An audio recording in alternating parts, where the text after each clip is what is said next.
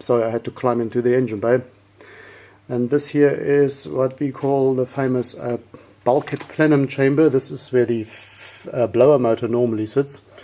And this space somehow seems to fill up with water when drain holes are blocked.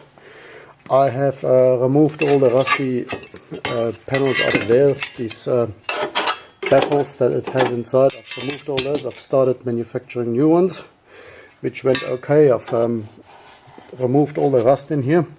I've welded a new fabricated piece in there. This is the drain hole over here. So this I think I can quite fix. I'll repair this next, and I'll put the baffles back in, so no problem. But in turning ourselves a little bit upside down, the front of this here, which is the inside of the firewall, basically, it's rusted out just here in this one area. And I noticed you can't see it on the outside because there is actually another piece, as you can see here, another piece that goes actually across it. If I sit down here on the front subframe, I can show you better. So it's actually this is the inside panel, and there's another panel on top of it. The rust sits behind here somewhere. I can actually feel it bulging here.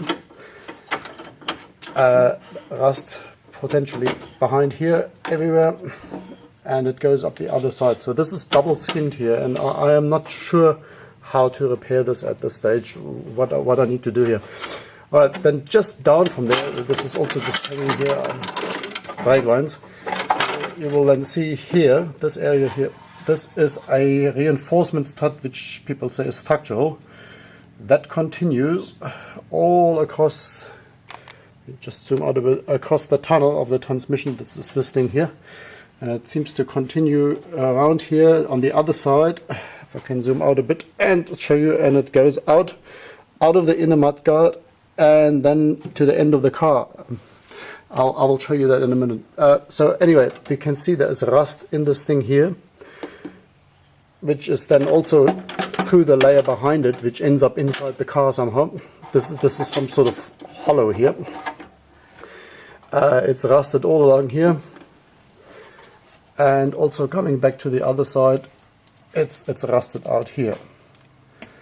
And in moving across, just to show you where this all ends, we'll come back to this in a second, where this all ends up on the other side of the mudguard. As you can see here, the same stud comes out here and it ends here, and there is just about none of it left here on the outside of the car. Oh, sorry, I'm falling over, and I will take a better clip of that in a minute.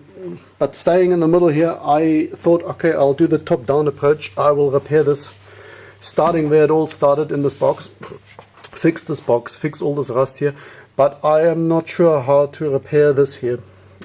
Should I, for example, cut this thing out here in the center, pull this off, remove it here from the tunnel, take this strut part out as a section, fix it all up behind, weld a new piece into this itself, and weld the whole thing back in?